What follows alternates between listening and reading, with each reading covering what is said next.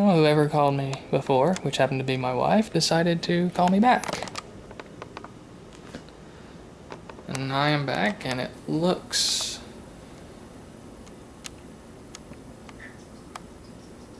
like the rat has successfully been constricted. And once again, sorry for the shaky cam.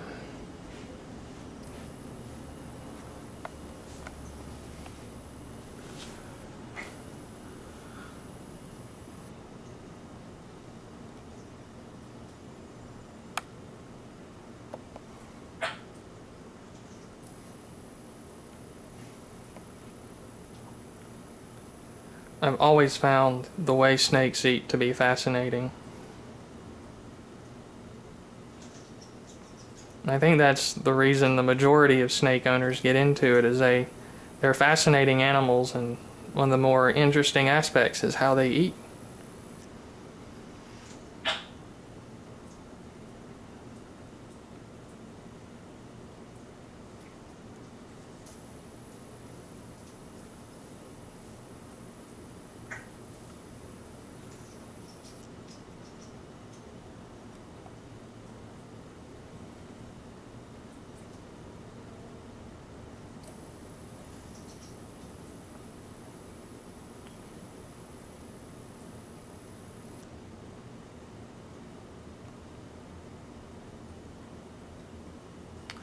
Alright, so to recap,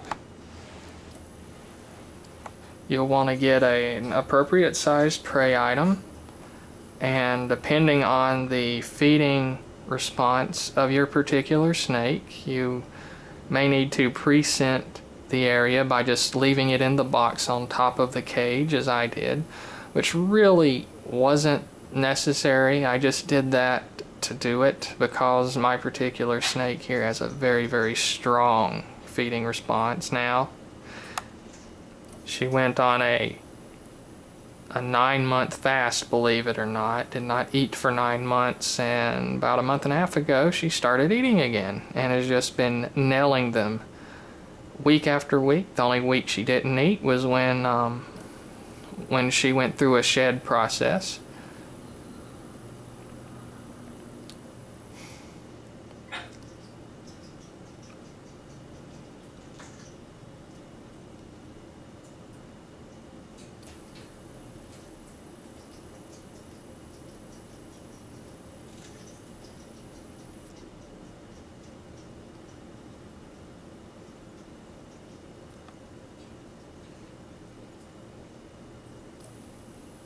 Is he?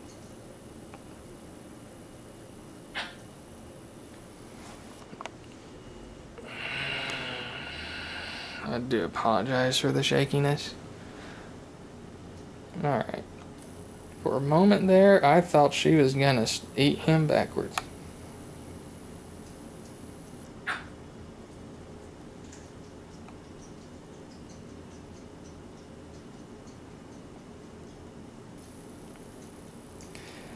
Now this eating process, the actual swallowing, can take anywhere from 5 minutes to half an hour, depending on the size of the snake and the size of the prey.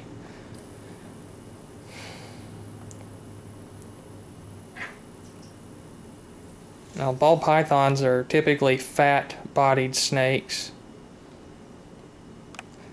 and the bigger they get, the fatter their body gets, but their heads really don't grow to the same manner as their bodies do.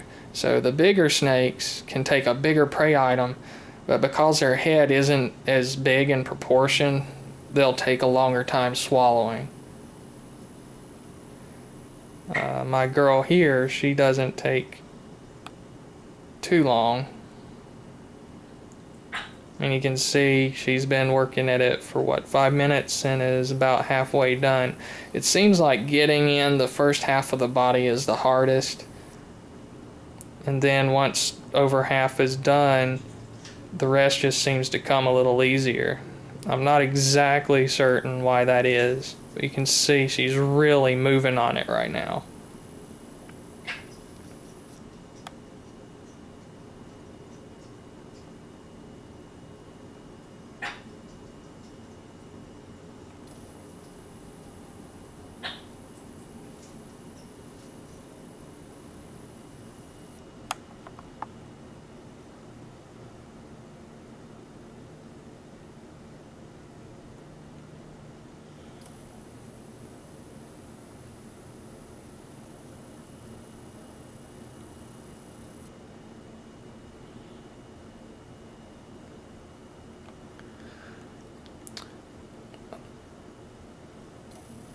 Also to note, you just don't want to you don't want to leave a live rodent in with the snake unsupervised, because the rodent can bite the snake if the snake is not interested. Always supervise live feedings. A frozen thawed you can just leave in there overnight and see if they take it, but don't leave a live one in like that.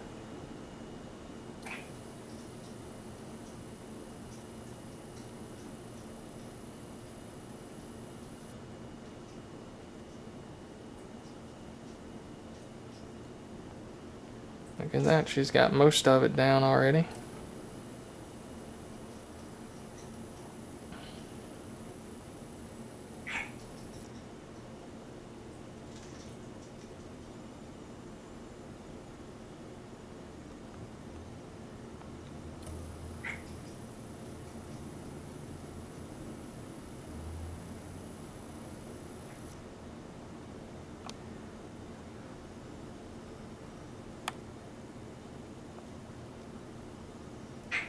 Now she's using gravity to help get the rest of it down.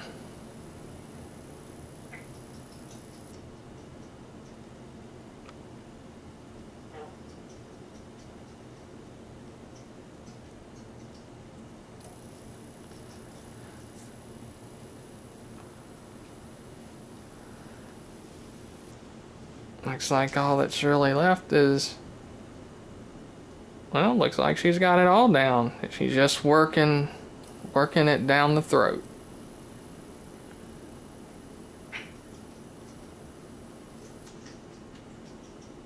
You can see it's right there working its way down the main body.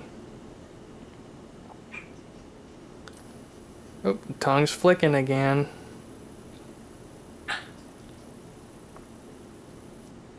And one thing they'll do after they've eaten is they'll still be in what's called hunt mode. So you don't want to stick your hand in there immediately after they're eaten, because they just might strike you, especially if you used your hands on the rat and you have your odor, the rat odor, on your hands. So now she's looking around, seeing if there's another one in there, because the scent's still strong. And she'd probably eat another one. But one thing you don't want to do is overfeed. Even though they'd take it, you want to limit to either one appropriately sized item a week, or two smaller items. Like if you couldn't find a small rat, then you could try 2 mice.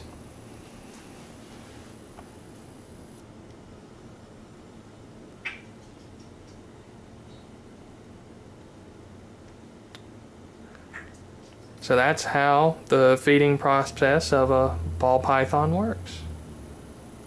I hope you've enjoyed the video.